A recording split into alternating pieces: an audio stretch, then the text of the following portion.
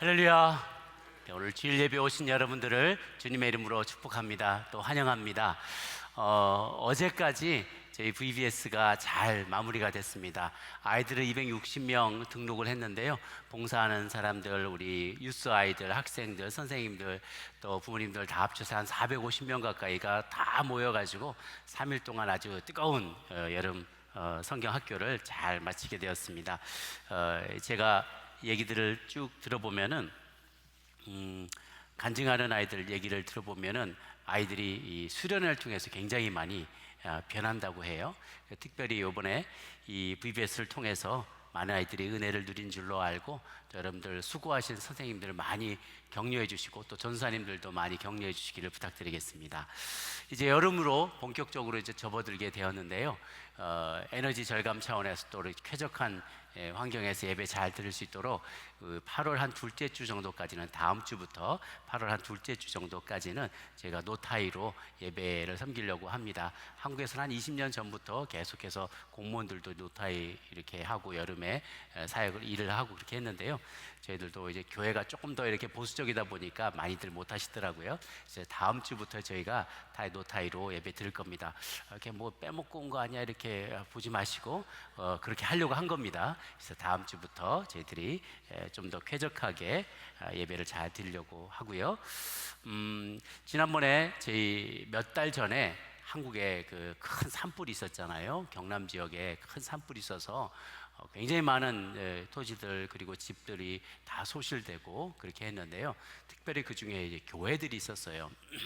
그래서 교회가 보통 교회 본당이 화재가 나고 이렇게 전소가 되면 각 교단에서 지원을 하는데, 목사님 사택이나 부속 건물이 이렇게 불타고 이런 것은 별로 이렇게 지원이 없었다 그래요. 그래서 그 기아대책본부 한국에서 열심히 사역하고 계신데, 그분들이 직접 발로 뛰면서 현장 실사를 해본 결과 그 교회 중에 이렇게 사택이 불타서 목사님이 가족이 이렇게 머물 곳이 없어지는 굉장히 막막한 그런 교회들이 있고, 또 교육관과 여러 부대 시설들이 불탄 교회 세 군데를 알려주셨습니다. 그래서 저희가 오천교회, 영남 북부교회, 청송광야교회를 이렇게 선정해서 세 교회에 도합 저희가 10,000불 정도를 지원해 보내드렸습니다.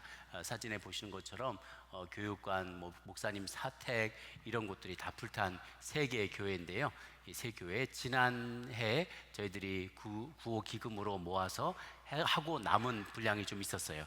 그래서 10,000불을 저희가 구별을 해서 이번에 보내드렸습니다. 받으신 분 너무 잘 받았다고 그러시고요. 특별히 해외인데, 국내도 아닌데 해외에서까지 이렇게 관심을 가지시고 후원해 주셔서 너무너무 감사하다는 그런 말씀 전해 주셨습니다. 계속해서 저희 교회가 세상을 밝히는 교회, 또 세상에 필요한 교회로 쓰임받을 수 있기를 위해서 기도해 주시기를 바라고, 또 여러분 후원해 주신 것 감사합니다.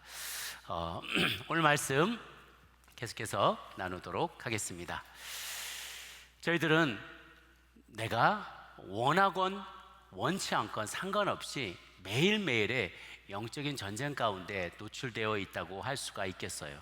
보이지 않는 세계에서의 원수의 전략과 그 전술에 우리는 항상 노출될 수밖에 없지요. 이런 영적 전쟁의 실체를 잘 보여주는 대표적인 사건 중에 하나가 바로 오늘 본문에 나타난 사건입니다. 다윗은 아들의 반란을 위해서 멀리 맨발로 감람산을 넘어서 광야로 나갔다고 했어요. 지난주에 광야로 다시 돌아가면서 자기의 인격을 형성해 주었던 그 광야에서의 삶으로 다시 돌아가 하나님 앞에 무릎 꿇는 그런 겸손한 시간을 갖게 되었고요.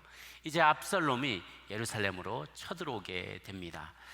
이 압살롬의 반역과 아히도벨의 계략은 단순한 정치적인 음모가 아니라 하나님의 뜻을 거스르는 악한 모략이라고 할 수 있겠어요.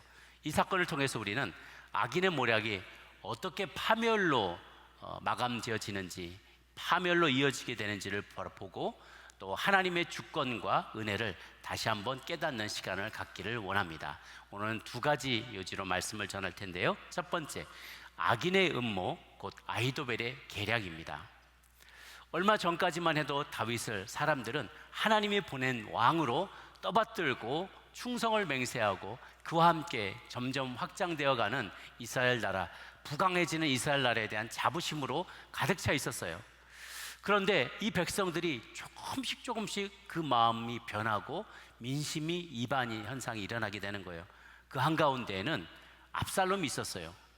압살롬은 본래부터 허영심이 가득한 사람이었고 욱하는 이런 다혈질의 사람이었어요. 자기 누이가 이런 끔찍한 일을 당하고 났을 때 그는 마음속으로 계속 이 분노를 쌓아가면서 언젠가 내가 복수하리라, 보복하리라는 그 마음을 마음속에 계속 채워나갔습니다.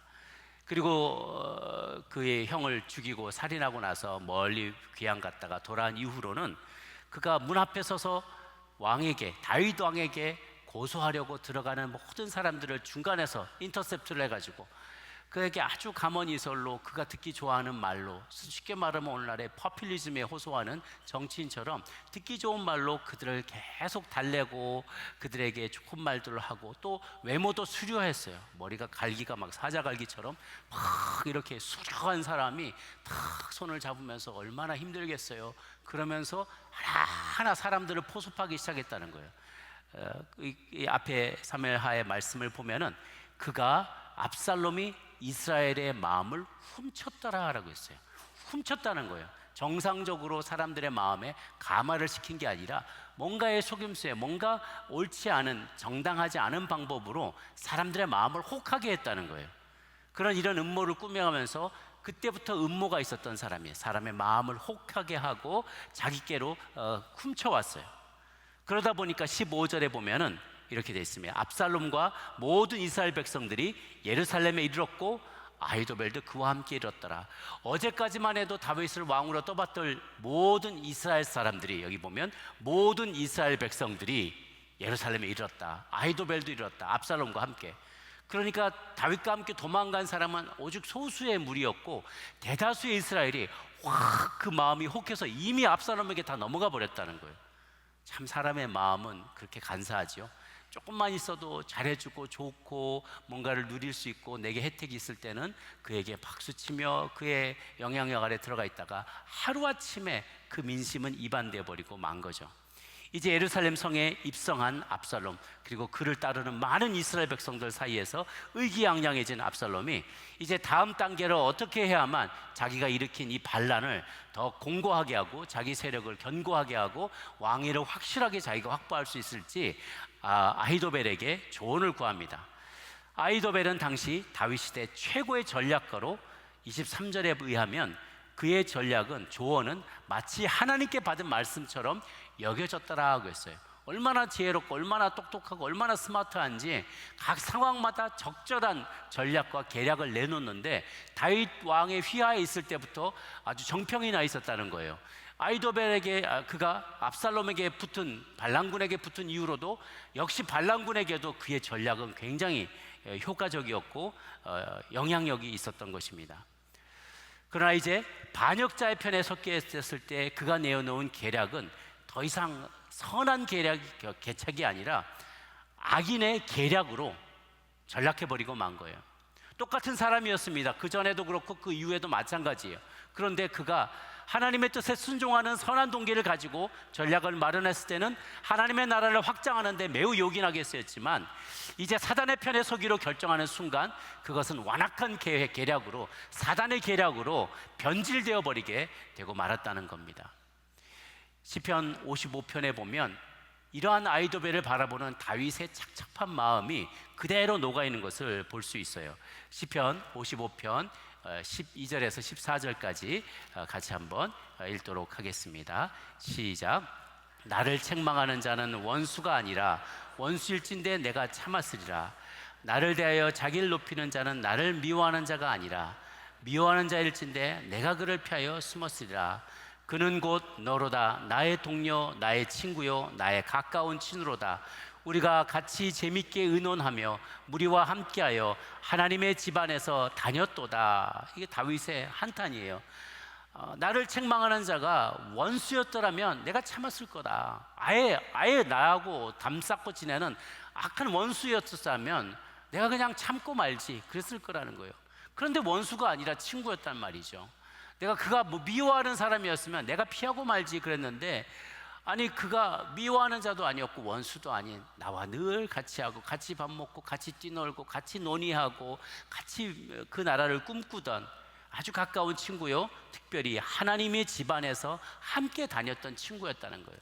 그 아히도벨이 그의 등에 칼을 꽂는 이 행위를 하게 됐을 때 그 마음이 얼마나 아팠을까라는 생각을 하게 됩니다.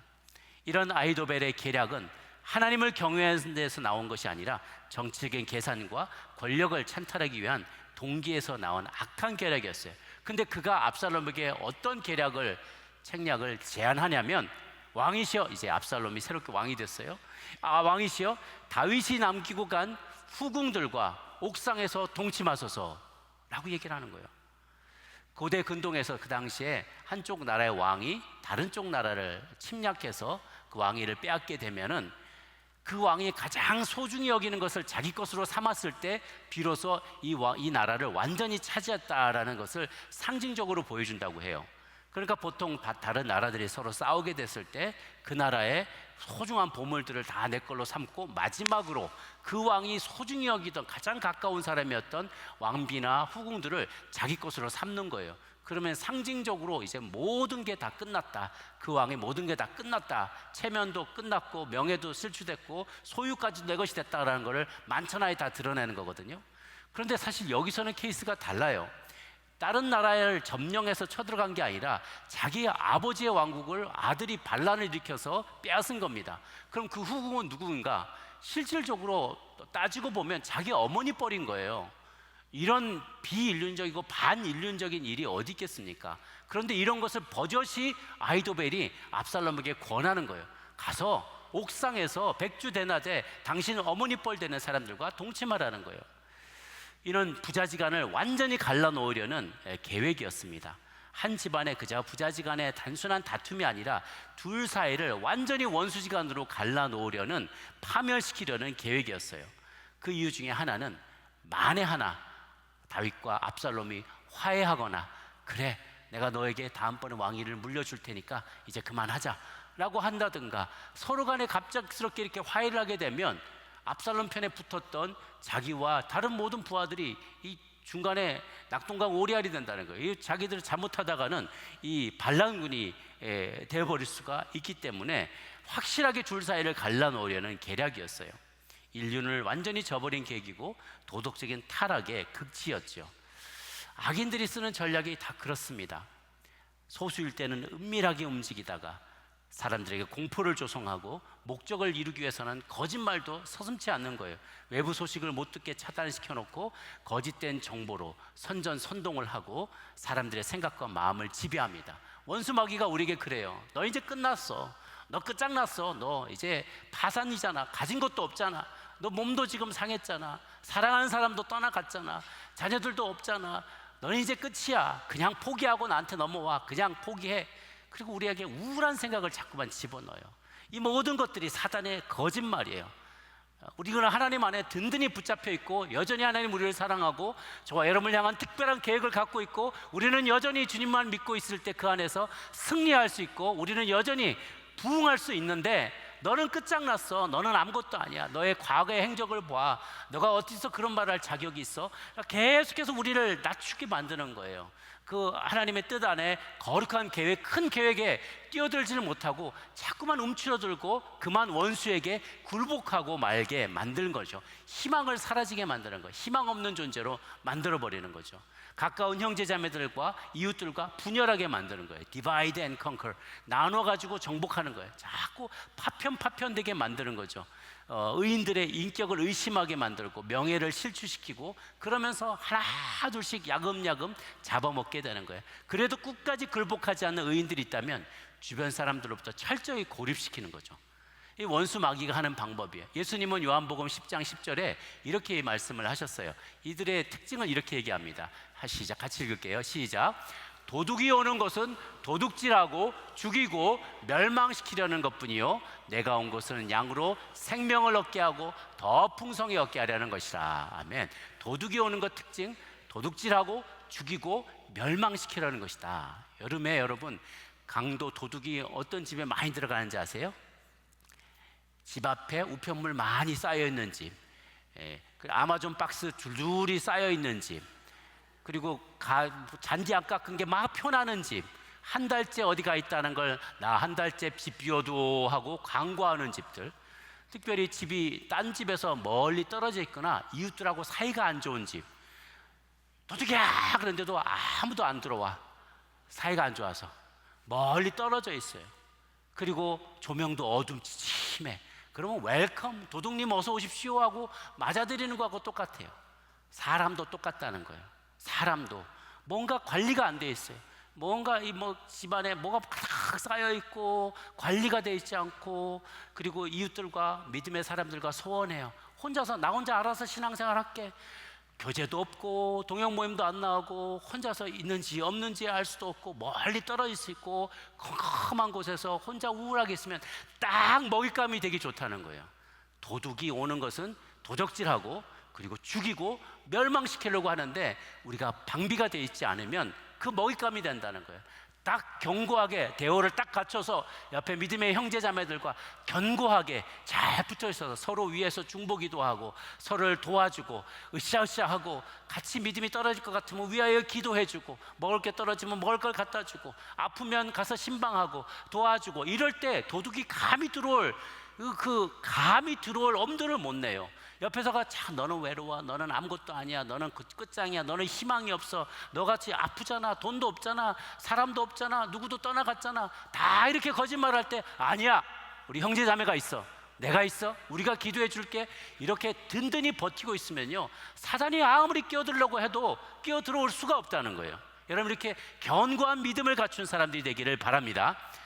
그래, 아이도벨은 그렇지 못한 이스라엘 백성들 가운데서 거짓과 속임수로 왕위를 찬탈하려고 했어요. 선전선동을 일삼으면서 거짓 정보를 뿌리면서, 그리고 마치 왕이 이들을 다 버리고 떠나간 것처럼, 그리고 더 이상 왕은 이곳에 아무런 영향력이 없는 것처럼 후궁들을 겁탈하면서 왕은 이제 그 왕의 다윗 왕의 시대는 끝났다, 이제 압살롬의 시대가 시작됐다라는 것처럼 모든 사람들을 호도하고 하나님의 뜻이 거기 있는 것처럼 거짓을 일삼기 시작하는 거예요.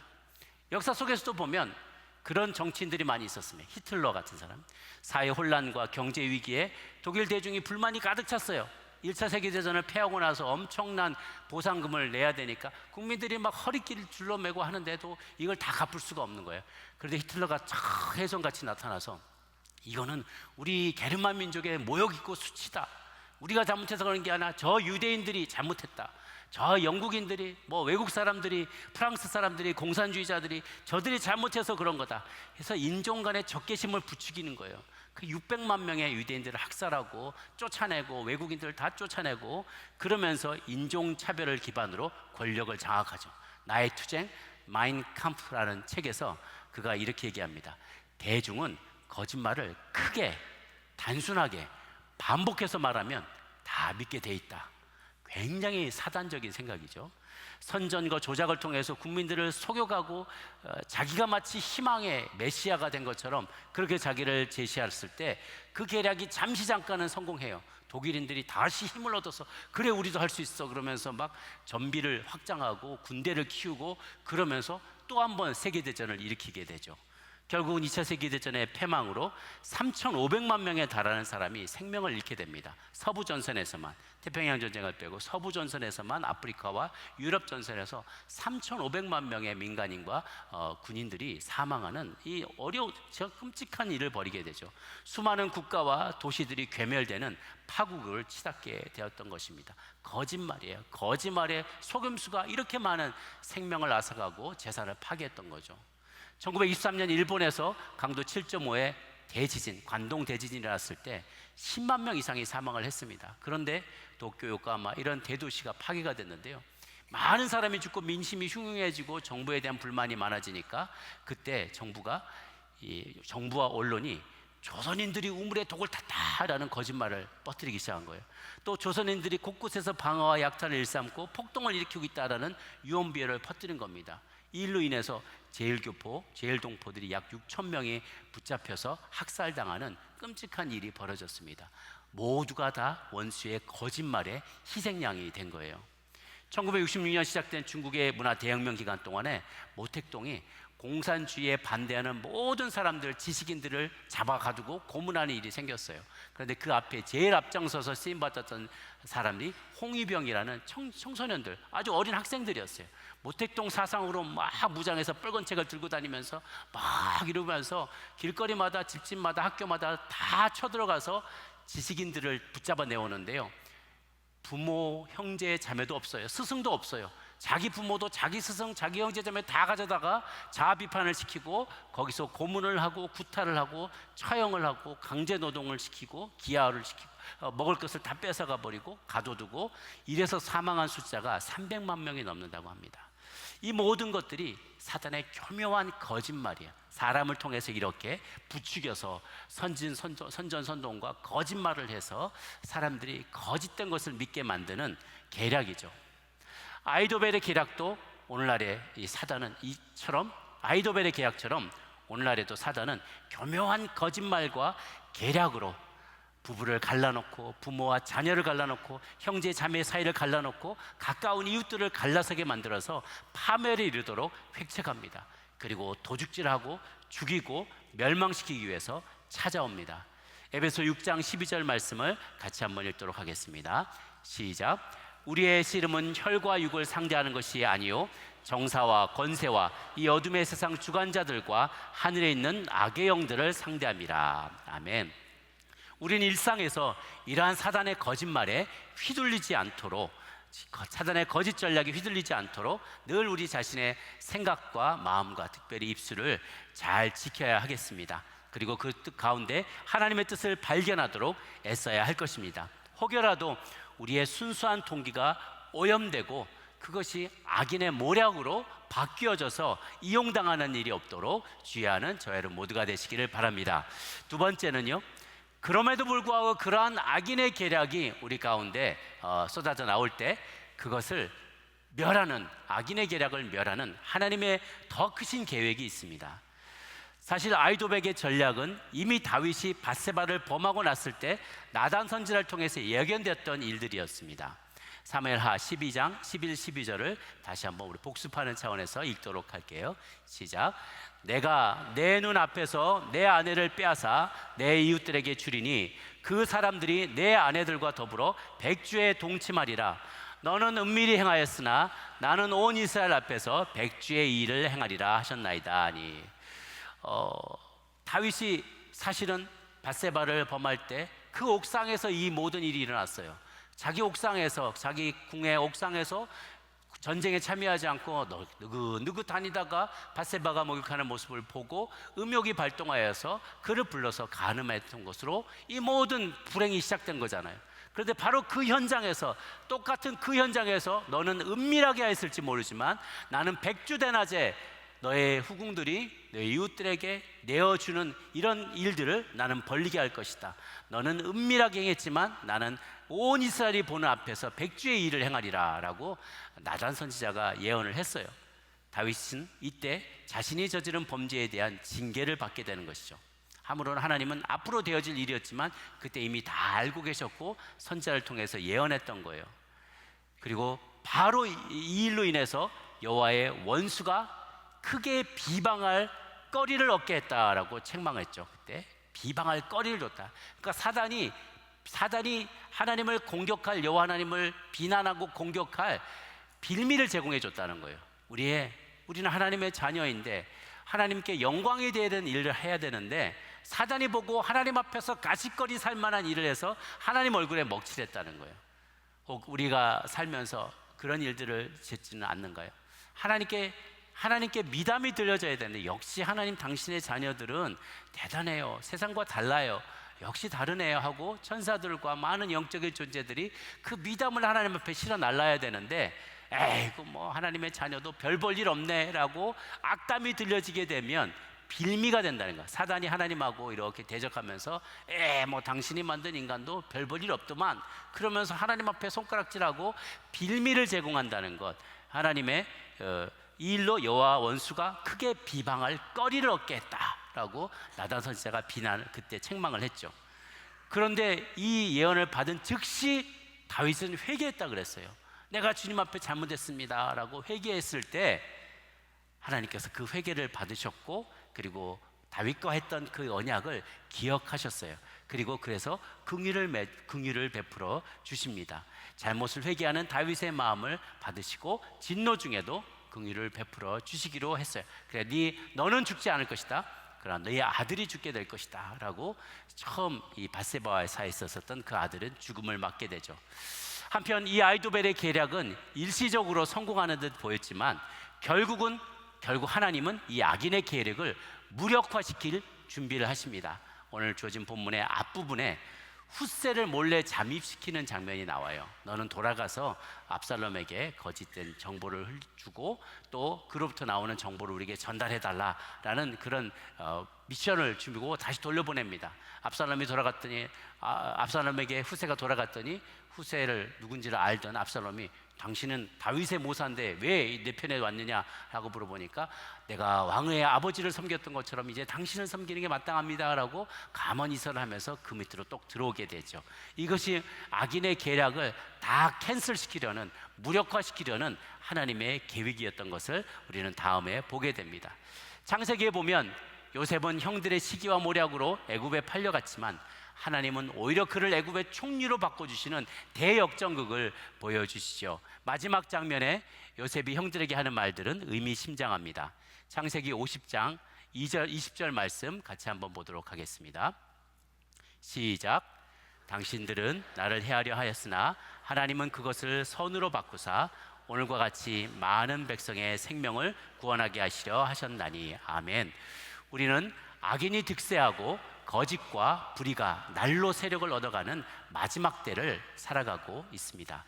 그리스도인들이 사단의 모략에 희생양이 되거나 억울하게 모함을 받거나 부당한 대우를 받는 일들이 점점 곳곳에서 많아지고 있어요. 때로는 교회 사역 중에서도 우리가 잠깐 방심하면 사단이 쳐놓은 덫에 그만 걸려 넘어질 때도 있습니다. 그러나 우리 하나님은 그런 상황 속에서도 자신의 뜻을 반드시 이루고야 마십니다. 에스더서가 바로 그 좋은 사례입니다. 에스더서에 보면 하만의 이야기가 나오죠. 바사제국에서 최고의 직에 오른 하만. 그런데 이 하만이 자기의 성으로 들어오고 나갈 때 모든 백성들이 그 앞에 절하고 하만이다 그러면 막 다들 절하는데 유일하게 한 사람만 절하지 않았어요. 바로 유대인 모르드게였죠. 아말렉의 후손인 하만에게 유대인인 자기가 절하지 않겠다는 거예요. 그것에 대해서 분개한 하만이 나중에 유대민족 전체를 말살하려는 계략을 꾸미게 됩니다. 그러나 아하수에로 왕을 설득해서 유대인을 전멸하라는 조서를 내리게 해요. 어느 한날, 특정한 날 유대인을 전멸시켜라. 그러나 하나님이 그를 긍휼히 여겨서 에스더의 금식과 기도를 통해서 아하수에로 왕의 마음을 움직이게 하고 거꾸로 자기가 준비한 교수대에 모르드게를 매달려고 준비한 그 교수대에 자기가 목매달려 죽게 되는 그런 비참한 운명을 맞게 되죠. 에스더 7장 10절 말씀입니다. 같이 읽겠습니다. 시작. 이에 하만을 모르드게를 매달려고 준비한 나무에 달고 왕의 노가 그치니라. 아멘. 모르게 달려고 준비한 그 나무에 하만이 달려 죽게 되는 대역전극을 하나님이 일으키시는 거예요. 악인이 아무리 음모를 꾸며도 하나님은 그것을 얼마든지 뒤집을 수 있는 분이십니다. 또 우리 최근에 생명의 삶에서 묵상한 민수기 22, 24장에 나오는 발람의 이야기도 이와 유사해요. 발락 왕이 이스라엘이 이렇게 지나오는 것을 보면서 발람이라는 점쟁이를 데려다가 그들을 저주해라 라고 얘기를 했는데, 저주하려고 가다 보니까 하나님께서 계속 그의 입을 막으시는 거예요. 그리고 여기서 보여줘도 저기서 보여줘도 전체를 다 보여줘도 오로지 이스라엘 향한 축복의 말만 나오도록 만들어주는 거예요. 심지어 나귀의 입을 열어서도 하나님의 뜻을 전달해줘요. 그러니까 이 발락의 악한 음모가 하나도 이루어지지 않고 오히려 그들을 향한 축복만 배가 되는 일이 벌어지게 되죠. 그러므로 우리는 어떤 불리한 상황 중에 있다 하더라도 악인의 계략을 멸하시는 더 크신 하나님의 절대적인 주권을 믿고 신뢰하며 나갈 수 있게 되기를 바랍니다. 이제 여름철 수련회와 단기 선교와 또 여러분 나름의 휴가 시즌이 찾아왔어요. 학생들의 세례 간증을 들어보면 아이들이 제일 많이 이야기하는 게 자기가 왜 세례를 받으려고 하느냐, 이번 여름에 이번 겨울에 있었던 수련회를 통해서 제 인생이 변화됐습니다. 예수님 만났습니다. 뜨겁게 기도하는데 눈물이 났어요. 그러면서 자기가 세례 받겠다고 간증한 아이들이 굉장히 많았습니다. 대부분의 이 수련회를 통해서 하나님 만났대요.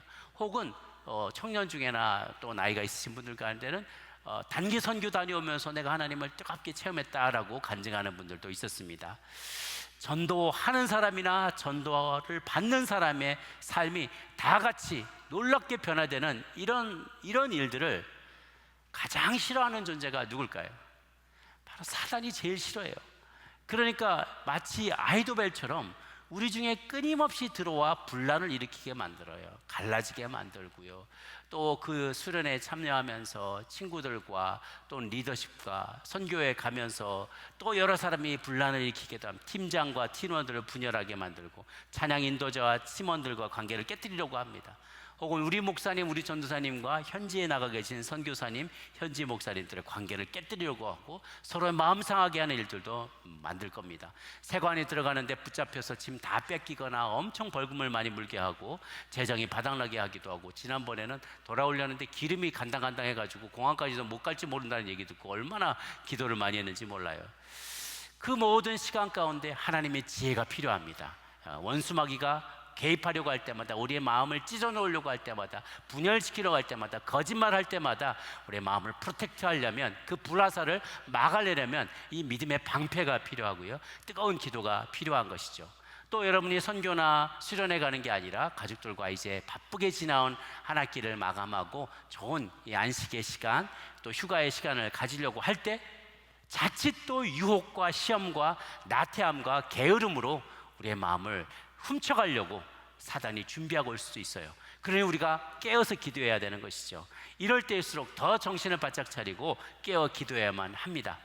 예수 그리스도는 우리에게 좋은 본을 보이셨습니다. 사단이 온갖 가먼이설로 십자가 지지 않게 하려고 어떻게든지 예수님은 교만하게 만들고 그저 배고픔에 넘어지게 만들고 그렇게 하려고 여러 가지로 시험을 했고 유혹을 했지만 예수님 넘어가지 않았어요. 그리고 묵묵히 그 십자가를 지고 갈보리 언덕길을 끝까지 갈보리 언덕을 끝까지 올라가셨던 것을 우리는 기억합니다. 방심하지 마십시다. 우리에게 주어진 이 길을 끝까지 걸 수 있는 저희들 되기를 바랍니다. 말씀을 맺겠습니다. 두 가지를 기억하십시다.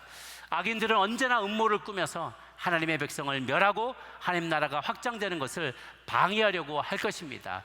그것이 인륜의 도덕과 인륜을 방해하는 것, 그것을 우리의 상식을 깨뜨리고 사실 사람들의 인간성을 파괴하는 것이다 할지라도 개의치 않을 것입니다. 어떤 수단과 방법을 다 동원해서라도 우리들을 낙심하게 만들고 분열하게 만들고 방심하게 만들고 홀로 떨어져 있게 만들고, 그래서 잡아먹기 쉽게 그리고 우리의 마음을 훔치려고 하고 낙심하게 할 것입니다. 그 가운데 속지 마시고 외톨이로 남겨있지 마시고 대오를 견고히 해서 믿음의 견고한 그 진을, 우리의 믿음의 진을 잘 보호하고 지켜낼 수 있게 되기를 바랍니다. 두 번째, 그럼에도 불구하고 우리 하나님 언제나 악인의 계략을 멸하시는 절대 주권을 갖고 계시며 당신의 백성을 보호하시는 우리 하나님을 믿으시기 바랍니다. 그 견고한 믿음으로 이 뜨거운 여름 주님 앞에 정말 아름다운 열매 올려드리는 우리 모두가 되기를 주님의 이름으로 축복합니다.